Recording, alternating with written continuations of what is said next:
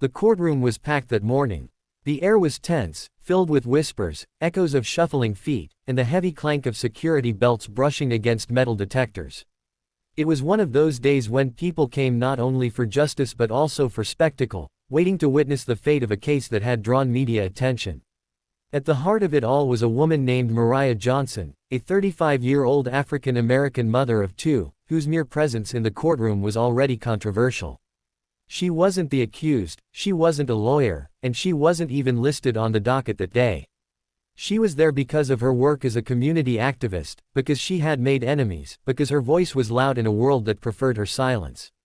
Mariah had spent her entire adult life speaking up against injustices, particularly police brutality and systemic racism. For years, she had marched in protests, organized neighborhood watch groups, and spoken at city hall meetings. She was respected by some, feared by others, and despised by those who believed the system didn't need change. She had faced harassment before, broken windows, threatening phone calls, even being followed home. But nothing could have prepared her for what would unfold inside that courthouse.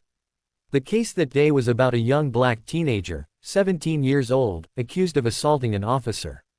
The officer in question had claimed the boy resisted arrest violently, but videos circulating online told a different story. They showed a teenager being slammed to the ground, handcuffed, and beaten after he had already surrendered. The community was outraged. Protests filled the streets, and the courthouse became the stage for a battle larger than any single case. Mariah sat in the audience because she had promised the boy's mother she would be there for moral support. She had been doing that for years, standing beside the voiceless when no one else would. When the hearing began, the judge entered with his usual stoic demeanor, the attorneys shuffled papers, and the defendant sat quietly at the defense table, his eyes darting nervously around the room. Mariah watched closely, noting the way the prosecution painted the teenager as a menace, how they glossed over the video evidence, and how the officer sat arrogantly in the witness chair as if justice were already on his side. Her hands clenched tightly, her knuckles pale, but she kept her composure. She knew how to control her anger, how to maintain her presence without letting emotions derail her. But what she did not know was that she herself was about to become the center of the courtroom's attention. It happened suddenly. During a recess, when conversations rose and people stood to stretch, a deputy approached Mariah. His face was stern, and his tone was dismissive. "You need to leave," he said flatly. "Excuse me," Mariah replied, confused. "I'm here as an observer. I have every right to be here." "You're causing a disturbance," the deputy insisted. "I haven't spoken a word," Mariah said calmly, though her voice carried conviction. But the deputy, either irritated by her defiance or acting on some hidden order, grabbed her arm roughly. The crowd noticed, murmurs rising instantly. And then, in an act that would later be replayed across countless news channels and social media feeds, the deputy slapped her across the face. The sound cracked through the courtroom like a gunshot. Gasps filled the air. The judge's gavel pounded, demanding order, but order was gone.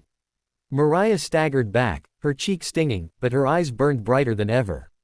For a moment, time seemed frozen. She looked at the deputy, then at the judge, then at the stunned faces around her. And then, with a composure that no one expected, she walked straight past the deputy, straight past the attorneys, and ascended the steps to the judge's bench. The courtroom erupted. Some shouted in disbelief, others cheered. The deputy tried to stop her, but another officer, stunned by the audacity of what had just happened, hesitated. The judge himself rose, but before he could speak, Mariah sat down in his chair. The image was unforgettable. A black woman, her cheek red from the slap of authority, sitting where authority itself was meant to sit. "Order in this court," Mariah declared, her voice strong and unwavering. The room fell silent, not out of obedience, but out of shock. Everyone wanted to see what she would do next.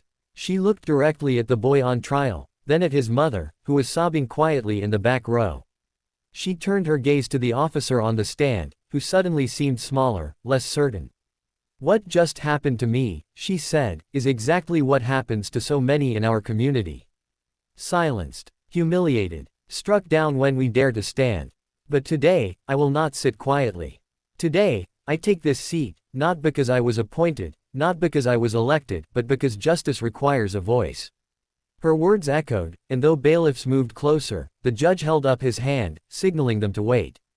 He was torn between outrage and fascination. The courtroom was no longer his. It belonged to Mariah. What followed was not part of any legal procedure, not written in any book of law, but it was history nonetheless. For nearly 10 minutes, Mariah spoke. She spoke about the teenager's case, about the hypocrisy of the system, about the countless names of black men and women who had been brutalized without justice. She reminded everyone present that a courtroom was supposed to be the one place where truth could not be silenced, yet silence was exactly what had been demanded of her. Every word was recorded. Journalists in the back scribbled frantically, cameras hidden in pockets captured footage, and within hours, clips of Mariah in the judge's seat flooded social media. She became a symbol. Some called her reckless, others called her heroic, but no one could deny her courage. Eventually, security escorted her out. She did not resist. She walked with her head high, her steps steady, her eyes never leaving the crowd that now looked at her not as just another activist, but as a woman who had dared to cross an unthinkable line. She was charged with contempt of court, resisting authority, and disorderly conduct. But even as she sat in a holding cell that evening, her name was already trending nationwide. In the days that followed, the story grew. News anchors debated her actions, politicians used her name to score points, and communities rallied around her. Donations poured in for her legal defense, protests grew larger, and the teenager's case, once buried under the weight of police testimony, now received national attention. The slap had backfired. What was meant to humiliate her had elevated her to a position of moral authority far greater than the judge's bench she had briefly occupied. Mariah's trial became another stage, another platform for truth. Lawyers volunteered to represent her pro bono. Scholars debated the symbolism of her actions. And while some critics argued that her behavior undermined the seriousness of the court, others pointed out that the slap she received in front of so many had already stripped the court of its integrity. Months later, when her own charges were finally dismissed after overwhelming public pressure, Mariah walked out of the courthouse once more, greeted by thousands of supporters chanting her name.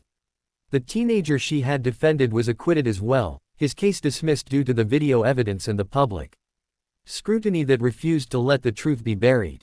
Mariah went on to write a book, to speak at universities, to stand before Congress, but she always reminded people that she had not been trying to start a movement that day.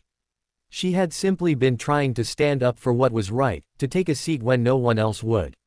And the image of her, sitting in that judge's chair, cheek burning red, eyes unflinching, remained burned into the memory of a nation.